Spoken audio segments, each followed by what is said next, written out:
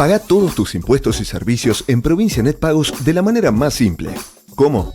Hacelo online, por WhatsApp o en nuestros locales, sin vueltas, rápido y seguro. Conoce más en provincianet.com.ar. Así de simple, Provincia Net Pagos, una empresa de Provincia Servicios Financieros. Zayat Ibáñez Tonietti.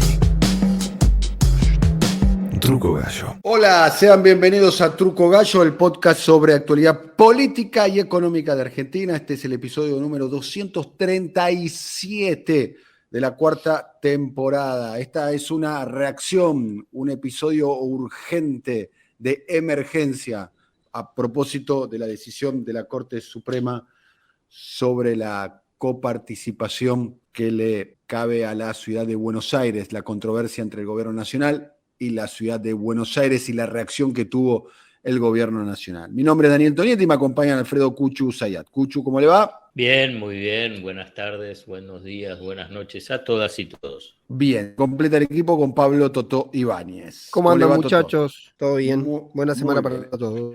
Muy bien. Bueno, estamos así en las vísperas de una Nochebuena, Navidad, fin de año, festejos por la Copa del Mundo obtenida después de 36 años, con todas las controversias. Eso fue el capítulo anterior de Truco Gallo. Pero el día posterior, no el martes, sino el miércoles, el tradicional día de las comunicaciones de la Corte es el martes, fue el miércoles. Ya habíamos anticipado de alguna manera en el anterior episodio la posibilidad de que haya un conflicto de poderes, de los poderes del Estado, a partir de la decisión que tomó, un poco lo anticipaba Totó Ibáñez en el capítulo anterior de Truco Gallo, que presionado por los gobernadores, el presidente Alberto Fernández decidió desobedecer el fallo, es más, recusar a los miembros de la Corte y la posibilidad, no tan tangible, tan directa, de incluso encabezar un pedido de juicio político para los integrantes de la Corte Suprema de Justicia. Estamos ante una crisis institucional, el comienzo de una crisis institucional. ¿Qué impacto puede tener eso sobre la política, sobre la economía? Es una situación que se demoró en el tiempo. ¿Cuál es la razón por la cual Alberto Fernández decide tomar esta decisión en un momento donde quizás no tiene toda la fortaleza para poder hacerlo? Toda la fuerza para poder hacerlo? ¿Cuál es el rol de Cristina Fernández en esto? ¿Fue un impulso de Cristina Fernández o más de los gobernadores? Y una cuestión elemental. ¿Este fallo está vigente? ¿Se está incumpliendo? ¿Se está cumpliendo? Y el cumplimiento o el incumplimiento de este fallo, ¿a qué funcionarios le cabe? Teniendo en cuenta que Horacio Rodríguez Larreta y la propia Alicia Carrió dijeron que iban a impulsar juicios penales en contra de los funcionarios que decidan desoír este fallo de la Corte Suprema. ¿Qué implicancias legales va a tener, penales va a tener? Dicho sea paso, voy a decir una obviedad. Todo esto se va a dirimir en la misma justicia y en el mismo sistema judicial que había tomado esta decisión. Bueno, muchas preguntas y una que subyace a todo esto, ¿no? ¿A qué funcionarios le va a tocar instrumentar la decisión del presidente de no aplicar este fallo? ¿Y cuál es el rol que podría tener o Massa o alguien que está bajo la órbita del organigrama de Sergio Massa? ¿Totó? Voy a empezar por la pregunta sobre si está vigente o no el fallo, y a partir de esa pregunta se puede determinar si se está incumpliendo o no lo resuelto por la Corte.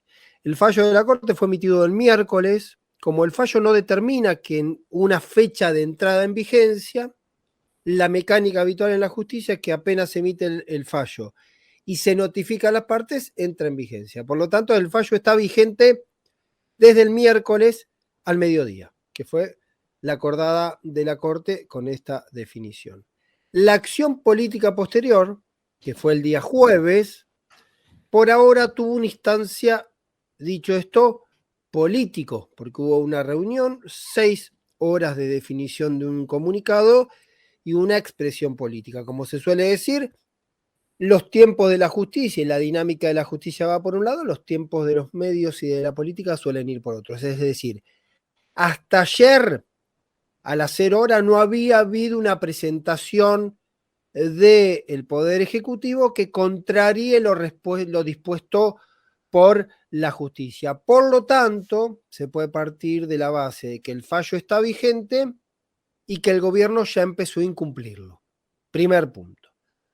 Punto 2. En el gobierno dicen que hay un periodo, por la particularidad de ser una disputa en primera instancia, donde justamente la Corte de la primera instancia, por el Pacto de San José de Costa Rica, tiene 2 instancias toda acción judicial, debería entenderse que hay un periodo entre la primera instancia, que es la Corte, y la segunda instancia, que debería ser la misma Corte, pero con otros conjueces, donde hay un plazo de respuesta. Por lo tanto, el gobierno entiende hoy que el fallo no está vigente, por lo tanto no lo está incumpliendo.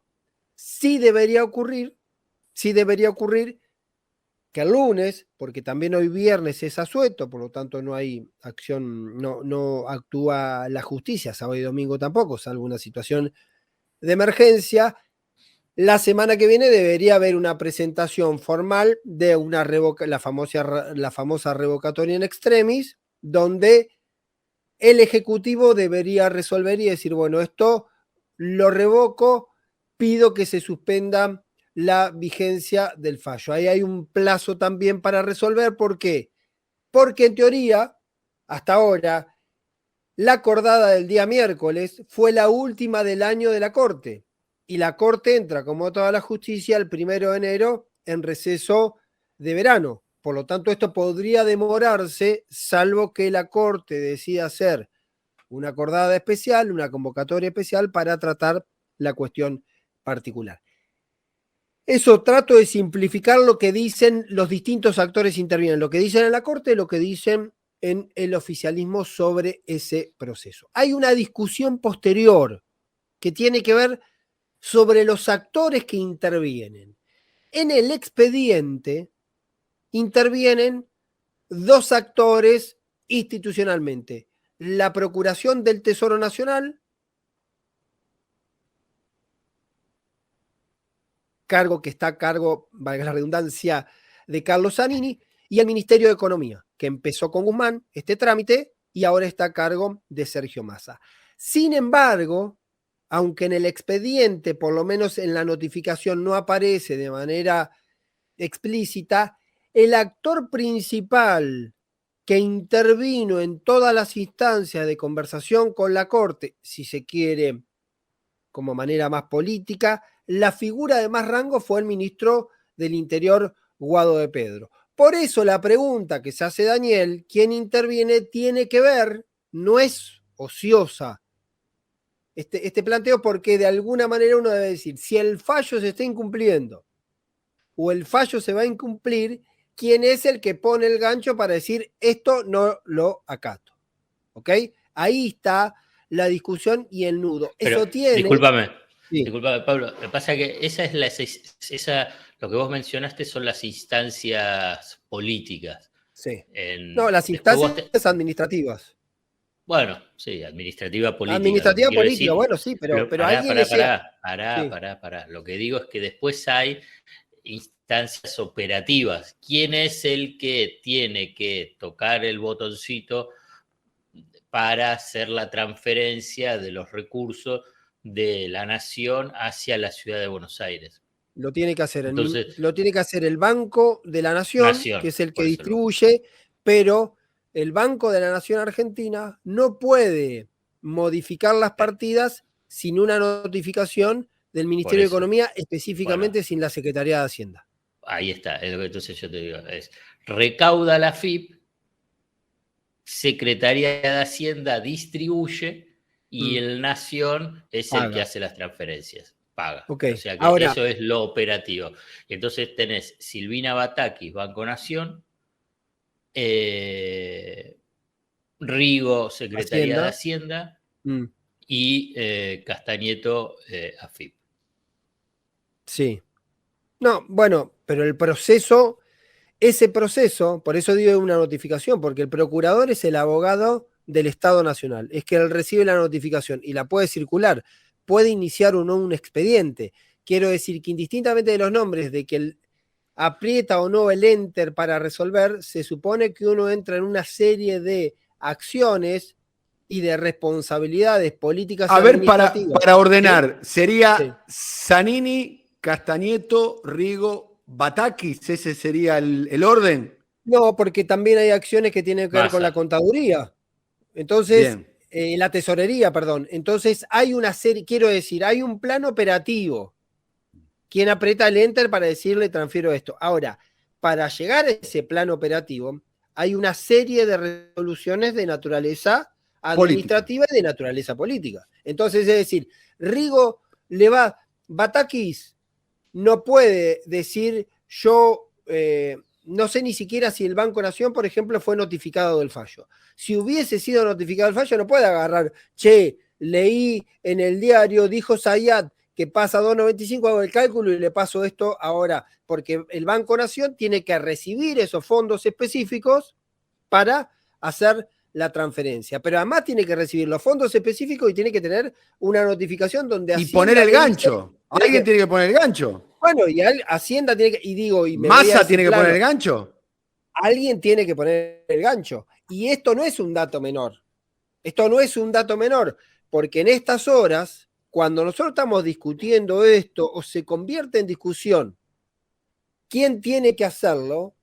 De alguna manera se está visibilizando que puede haber habido una decisión política tomada, pero que después alguien la tiene que ejecutar y ponerle el gancho a esa decisión no es un tema sencillo, más allá de lo Básicamente político. por las amenazas Indistintamente de las persecución indistintamente de las penal. amenazas. Está bien, es cierto, pero indistintamente de las amenazas, ¿sí? Indistintamente de las amenazas, es una decisión que alguien tiene que sentar el presidente de yo, Daniel Tonietti, como secretario plenipotenciario, digo que no vamos a acatar el fallo de la Corte. Entonces, ahí hay una instancia que va más allá de la política. De hecho, la reunión de los gobernadores con Alberto Fernández el día jueves en Casa Rosada, que comenzó 12:30, 12:40, se extendió por 1 hora y media. Hay bastante picante ahí. Pero después hubo 6 horas hasta que sale el comunicado validado por todos. Porque de alguna manera también se estaba buscando la forma, qué se decía, cómo se decía, pero sobre todo una cuestión de responsabilidad política. Por eso, el comunicado sale firmado por el presidente, pero validado por por 14 gobernadores. Ayer alguien me lo decía. Es una decisión política, pero es como la famosa pelea de barrio. Andá, Daniel, peleate con el Pato Vica que yo de acá te aliento. Esa es una El cosa y otra cosa famoso es anda a pelear, yo te tengo el saco, ¿no? exactamente, es como decir, ¿Por qué? cualquiera ¿Por qué? apuesta ¿Por en qué el dicen casino la eso? plata de otros. Bueno, ¿Pero por esa qué dicen discusión se eso? dio. Pero pará, ¿por qué dicen eso? A mí me parece que lo de los gobernadores, porque además se sumaron otras provincias. No, A se mí me sumaron parece muy 4 provincias fuerte, más. pero ¿Cómo? por eso, o sea que son 18. Que me parece muy fuerte el que estén las 18 provincias, Pero, porque la verdad que es un tema nacional, que está bien que Alfred, Alberto Fernández lo haya tomado esa decisión, pero teniendo en Alfredo, cuenta además que la Corte ni los quiso escuchar a los gobernadores.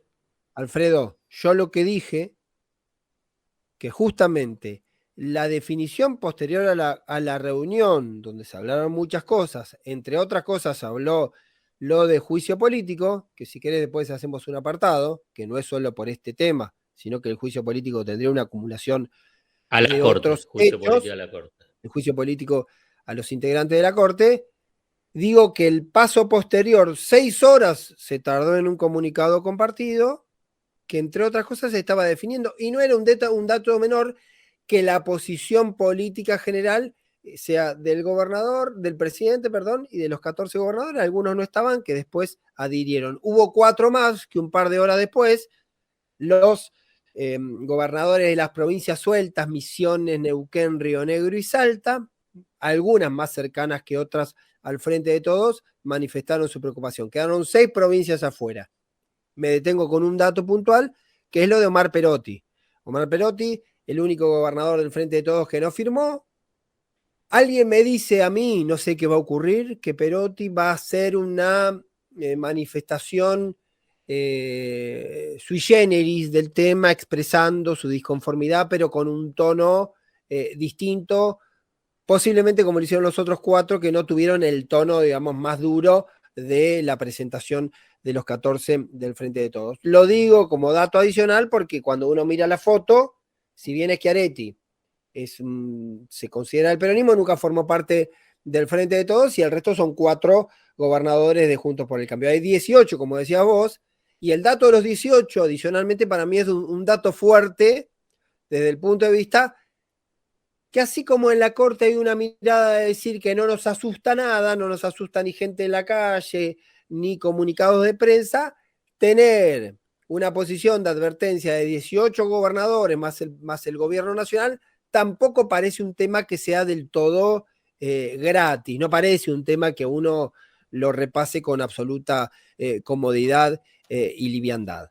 Pero, volviendo al origen, me detengo en la cuestión de si está aplicándose, si ya se está en cumplimiento, y esta cuestión específica de cuál es la ruta, en todo caso, del incumplimiento del fallo, porque además aparece otra instancia que está también circulando en el menú de opciones que maneja Horacio Rodrigo Larreta, que es presentar, conseguir algún juzgado que esté abierto o que se abra para la ocasión y presentar un embargo diciendo la Corte dispuso esto, por lo tanto esos fondos se me tienen que otorgar y establecer una especie de demanda de naturaleza de embargo y que se genere una cuenta especial donde tengan que emitirse esos fondos. La discusión adicional, y que es una cuestión que tiene que ver con lo de Rigo, pero tiene que ver con economía también, es que si el gobierno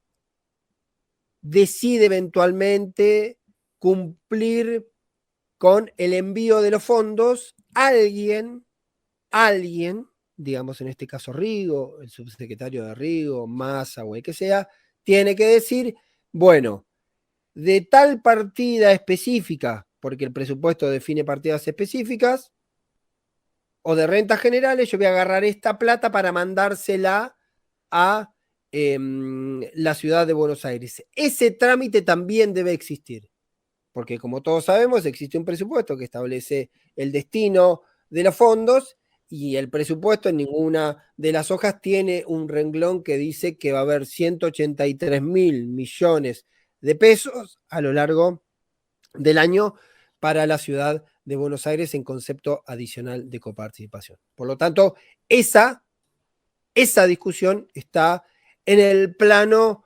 de todavía se va escribiendo a cada rato, como diríamos en algún, los que hacemos periodismo online, noticia en desarrollo todavía.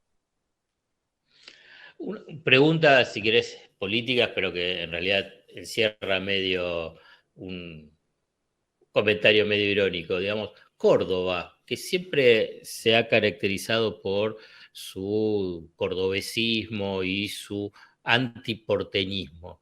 El silencio de Schiaretti juega simplemente porque es parte del PRO o dentro de la órbita PRO o porque tiene una cuestión interna dentro del PJ o dentro de la política, y muy, muy cerca ahí está lo de Perotti también. Digamos, lo de Perotti también juega dentro de lo que es la órbita PRO, piensa que esto le puede resultar positivo en su posicionamiento político. Te traslado esas dos inquietudes. No, sobre Schiaretti particularmente, desde el primer momento, Schiaretti siempre suele decir él que en su provincia todo lo que tenga que ver con algún olor a kirchnerismo le produce daño. Después habrá que ver si eso es una excusa, una definición táctica o una decisión también que él naturalmente comparte. Será una cuestión íntima de él. Por lo pronto, nunca ha tenido acercamiento desde el conflicto que se visibilizó allá en el 2013. Por lo tanto, esa posición se mantuvo siempre con algún detallecito más. En un momento tuvo un encuentro que fue Alberto Fernández a Córdoba y se vieron un rato, digo, esa cuestión ahí, pero no mucho más que eso.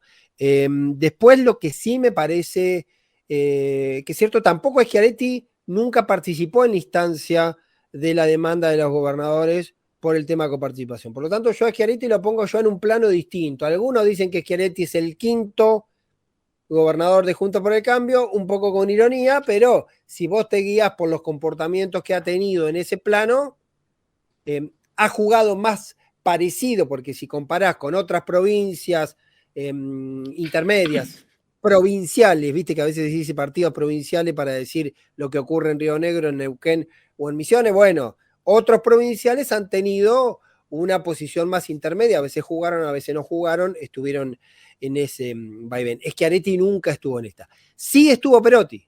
En la presentación original que se hace en la explanada de Casa Rosada, donde hace un discurso Guado de Pedro, que de alguna manera también es cierto, es algo que hoy está sobre la mesa. Guado de Pedro fue la cara política visible del gobierno nacional en el tema de coparticipación. Después, si no está en el expediente, es otro tema, pero la cara visible, el que estaba en las reuniones, el que discutía el tema de coparticipación, el que establecía la estrategia para llevar a la Corte. De hecho, Silvina Batakis debe ser una de las funcionarias que más conoce del tema de coparticipación. Cuando era secretaria de provincias, estaba justamente en todo el tema, fue la que definió, por ejemplo, no es la que ella definió, la que llevó adelante todo el cálculo del 0,93 de copa que le costaba la policía de la ciudad y terminó siendo la base para aquel decreto que luego se convirtió en la ley, que ahora suspende la cautelar de la Corte, que era la que definía 2,32 como porcentaje para darle a la ciudad de Buenos Aires. Por lo tanto, hay un tema ahí que tiene que ver con eso. En aquella presentación, Perotti estuvo muy enfático.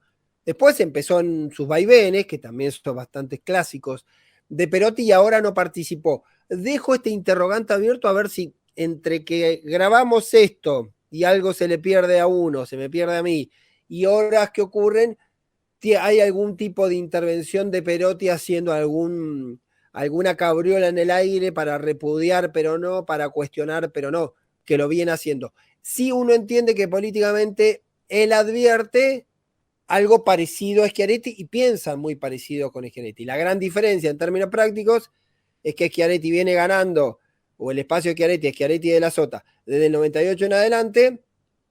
Perotti ganó en el 2019, en buena medida ayudado por el voto mucho o poco que tiene el kirchnerismo en Santa Fe, por esa expresión, y ahora está con muchísimas dificultades. No solo que él no puede reelegir, sino que está con clarísimas dificultades para tratar de lograr que alguien del propio sistema reelija en la provincia. Por lo tanto, el contexto define un poco ese movimiento, y también es que, y Perotti no tiene, o no parece tener, porque tampoco está bien en la provincia, salida como eventual candidato dentro del dispositivo del Frente de Todos. Esos dos datos me parece que son para explicar el contexto de las ausencias de los dos gobernadores del peronismo. Una pregunta que me surge, no tengo la respuesta, no sé si ustedes la tienen, es ¿por qué razón el gobierno de Alberto Fernández encara cuestiones muy difíciles de resolver en momentos de debilidad? Lo mismo pasó con el tema del cuidado de los dólares, ¿no? Y las restricciones a la salida de dólares, con lo que provocó eso en la producción, que comenzó eso en la gestión de Sergio Massa, o este enfrentamiento con integrantes de la Corte. No tengo la respuesta, pero yo tengo respuestas parciales. Se supone que el manual clásico de la política indica que ese tipo de enfrentamientos o ese tipo de decisiones se hacen en un momento de fortaleza, y es un gobierno que no tiene ni fortaleza interna ni hacia afuera, o sea, tiene muchos cuestionamientos internos. Hay un primer dato es que no hay diálogo entre el que sigue el no diálogo entre Cristina y Alberto. Las tensiones se vieron en el episodio de la llegada de la selección a la Argentina y los festejos. El último capítulo, digo, se vivió allí, en las diferencias que hubo que fueron públicas. Es una pregunta que me hago, no tengo la respuesta. Recordemos que Alberto Fernández, que es alguien que viene del mundo de la justicia, entre comillas, él siempre recuerda que es un profesor de Derecho Penal, ¿no? Había calificado a los nuevos integrantes de la Corte, Carlos Rosenkrantz y Eduardo Rosati, como muy idóneos, ¿no? Como probos en el momento que fueron nombrados por decreto por el entonces presidente Mauricio Macri. O sea, fue uno de los dirigentes en ese momento en el llano, no era presidente claramente, había avalado la capacidad de Rosenkrantz y Rosati. Esto es un detalle, y esto ocurrió hace muy poco tiempo atrás, estamos hablando en el año 2016. Sí, diciembre del 2015. Después se estiró al 2016. Me refiero al testimonio público del entonces integrante del Frente Renovador, Alberto Fernández, elogiando a Rosenkrantz y Rosati, digamos. ¿Qué pasó de ese Alberto Fernández presidente, y este Alberto Fernández que, nobleza obliga, está provocando un choque de trenes? Porque la verdad que es una decisión desde el punto de vista político muy audaz. Muy audaz. Pero el choque de trenes, la verdad, todo bien. Lo provoca la Corte para mí. En todo caso, es una reacción después de que te chocaron.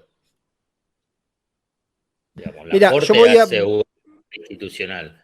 Porque si no aparece que es el gobierno. Es un gobierno que al revés, la Corte lo estuvo golpeando una y otra vez.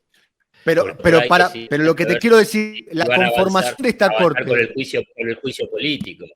Está bien, lo que te quiero decir, Cucho, es que la conformación de esta Corte, con sus intereses y su impronta, estaba el día 1, minuto 1, segundo 1 del mandato de Alberto Fernández. No es una sorpresa. Sí, pero se fueron cebando una y otra vez hasta hacer este mamarracho. Digamos, es un mamarracho económico, jurídico, de la propia coparticipación federal, ni está bien argumentado. Digamos, a ver cuál es el argumento para hacer la división salomónica entre dos números.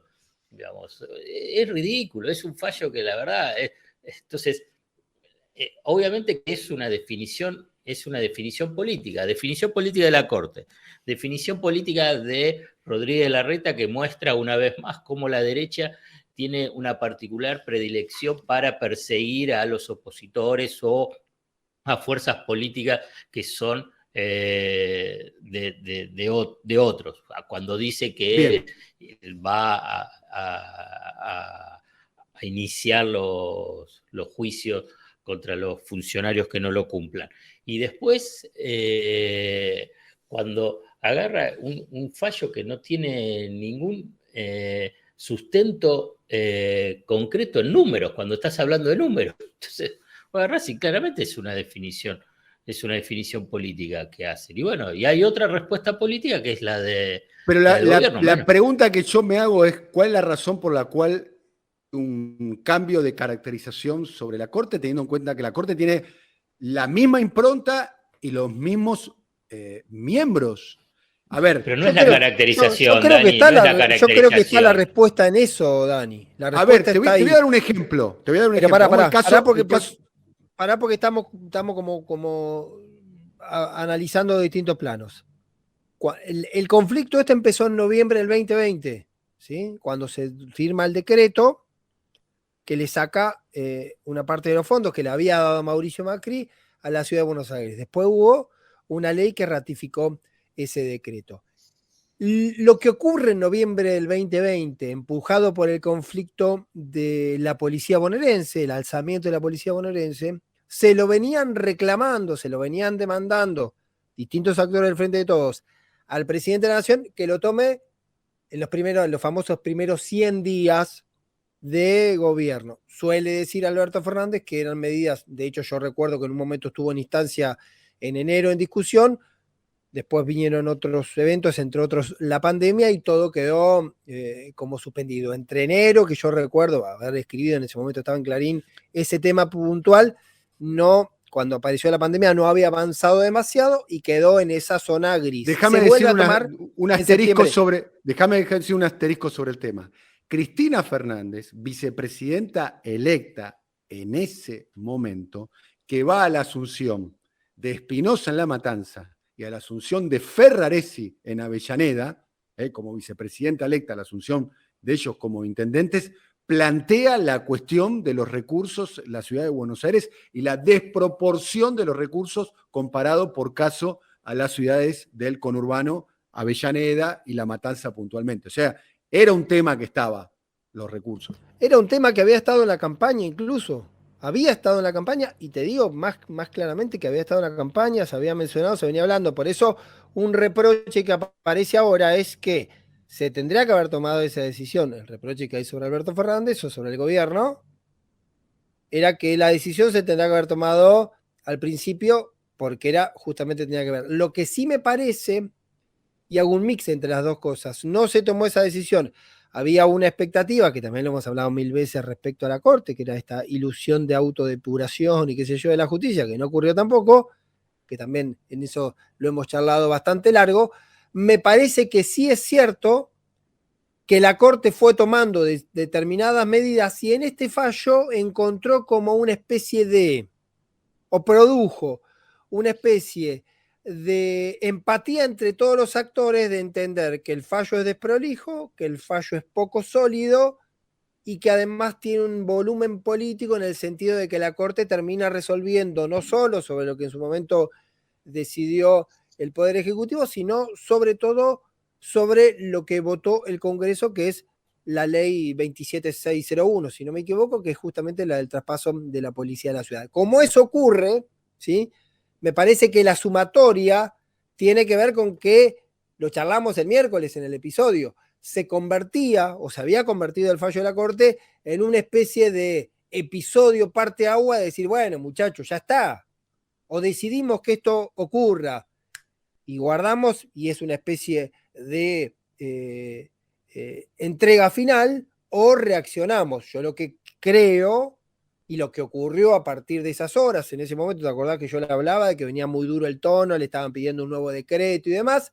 Se termina unificando, digo entre comillas, unificando la postura sobre eso, porque horas después se presenta esta incompatibilidad que nosotros venimos diciendo, que no se sabe quién es, si está vigente, si no está vigente, si se cumple, si no se cumple, quién lo incumple y quién no. Y no es menor, por ahí Alfred decía que hubo acuerdo, que fue fuerte, sí, pero no es menor. Después alguien tiene que poner el gancho para decir no cumplo esto, y ese alguien, hasta ahora, son viernes 3:40 de la tarde, está todavía medio escurridizo. Es asueto, insisto, pero en algún momento deberá llevarse adelante y va a haber alguien, va a aparecer una firma que diga, bueno, ¿quién? Raúl Rigo, secretario de Hacienda, es un funcionario más bien pescado aceitoso, ¿no? Un sobreviviente de varias gestiones, ¿no? No sí, sé pero Rigo es pero es como que pobre Rigo, digo, no pobre Rigo. Pobre Rigo, pero es el que junta la pelusa y que la reparte. No es el que junta la pelusa. Bueno, el que la reparte.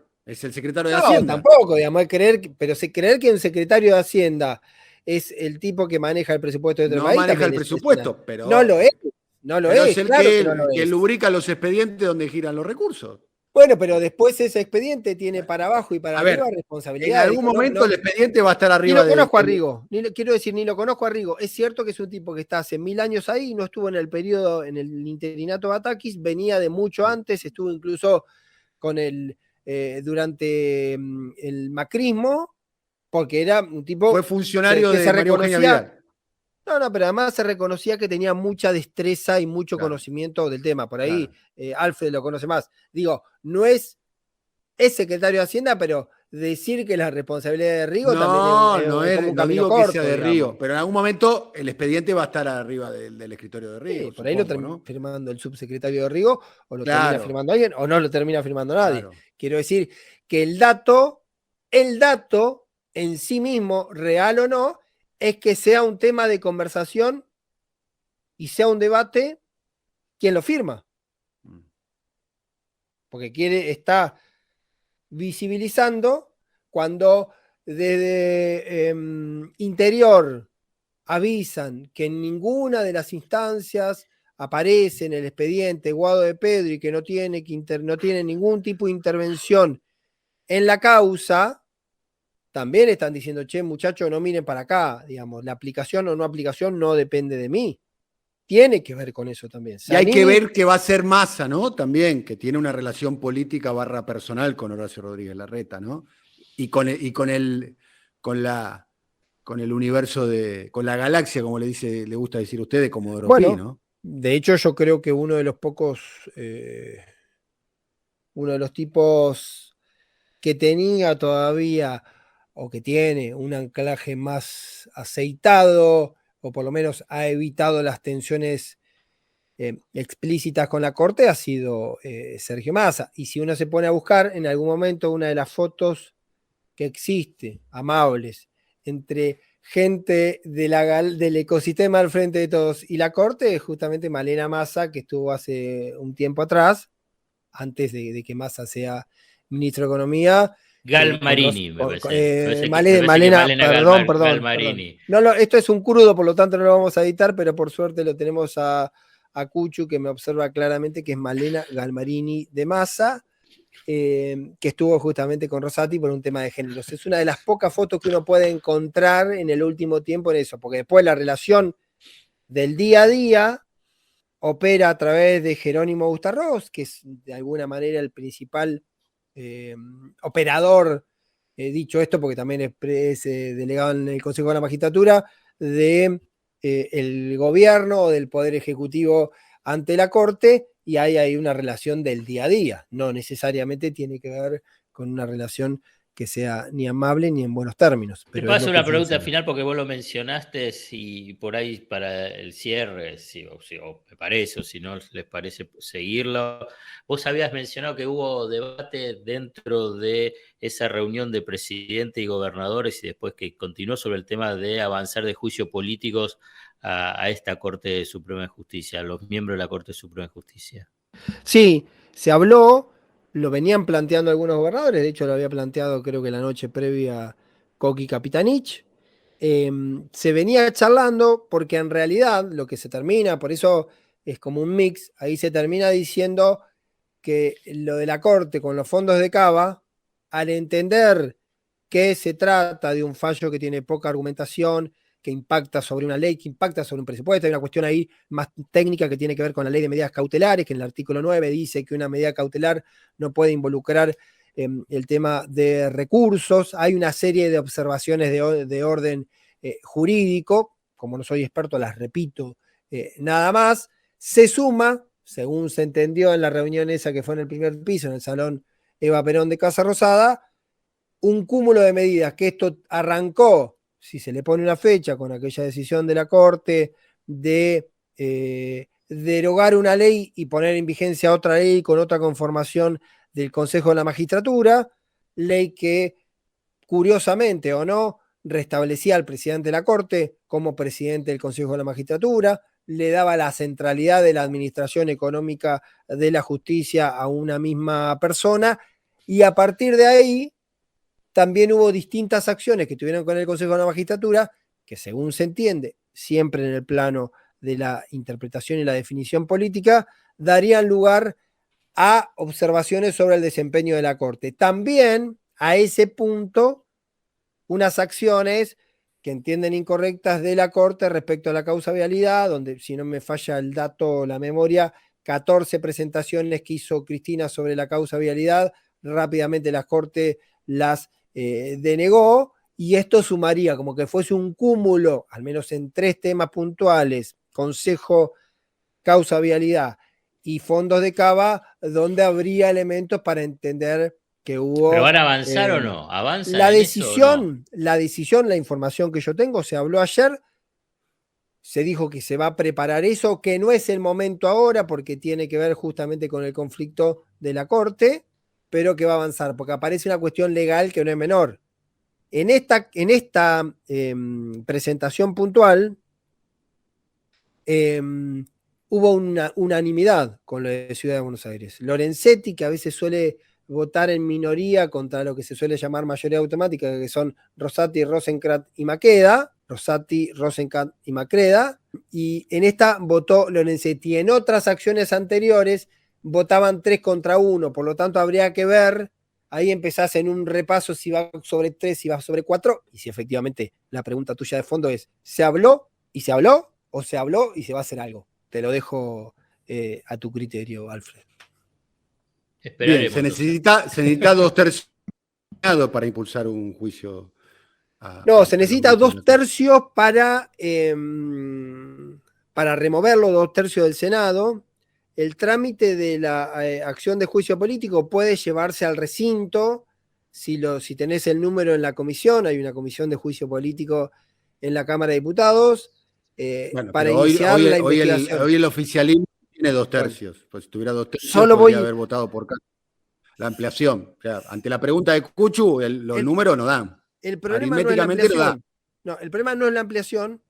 Bueno, el problema no es la ampliación. No le da para la ampliación. No le dio para la ampliación, que es un proyecto que está le da para. No. Ahí hago una observación. Te da para la ampliación porque la ampliación la podés hacer con mayoría simple. Lo que no te da es para la designación de jueces. Pero de hecho, tendría que haber designado la mayoría simple. Tenés mayoría simple en senadores, pero no tenés más. Con aliados en senadores, pero en diputados se te traba, como se te trabó la reforma judicial. Sí, se te trabó incluso la reforma judicial. Es un tema muy interesante para hablar en algún momento, porque se trabó en la reforma judicial donde tenías más diputados que ahora y donde el presidente del bloque era Máximo Kirchner y el presidente de la Cámara era Sergio Massa, digamos. Había pasado por el Senado y por algún motivo después no se llegó ni siquiera a tratar el tema en el recinto en diputados con el tema de la reforma judicial y la reforma del Ministerio Público que tenía que ver con el Ministerio Público, con los fiscales, básicamente. Lo que digo, y con esto cierro, yo por lo menos cierro, que el debate sigue siendo el mismo y que en algún momento se ha dado, que es la famosa historia de la relación de fuerzas o de lo que en términos pumísticos podríamos decir la derrota épica. Es decir, si vos sabés a priori que un intento de juicio político de la Corte no tenés los números, decidís de todas maneras avanzar con la expectativa de tener los números, decidís avanzar con la certeza de que no tenés los números, pero decidís avanzar, o decidís, bueno, la Corte hizo otra. Estoy reflejando, digamos, la mirada de algunos actores del Frente de Todos. O la Corte hace otra y nosotros, como no tenemos números, no hacemos nada. Esa pregunta es la que está sobre la mesa. Hemos terminado otro apasionante capítulo de Truco Gallo. Será hasta la próxima, Cuchu. Feliz Navidad. Exactamente, felices fiestas para todas y todos. Un abrazo grande. Será hasta la próxima, querido alcalde de Gonet. Saludos, muchachos. Buena semana para todos y todos. Que pasen bien la Navidad. Bien, no le voy a preguntar por la confort. Que vuelva el espíritu mundialista. No existe eso. Que vuelva el espíritu mundialista. Para mí no se fue el espíritu mundialista. Bueno, claramente. No, él lo quiere asociar a lo político y a la vida cotidiana. No, digo que la burbuja de la felicidad mundialista se rompe para mí, porque yo estoy en otro tema, pero bueno, se rompe. Esa burbuja sigue y va a seguir. Así será, ojalá. Por favor. Será hasta la próxima. Que sean felices. Igualmente, chao. Adiós. Coordinación, Alfred Ábalos. Producción comercial, Pablo López. Realización, Simón Villarrubia. Diseño gráfico, Andrés Roch y Lisandro Aira para brasilcomunicación.com.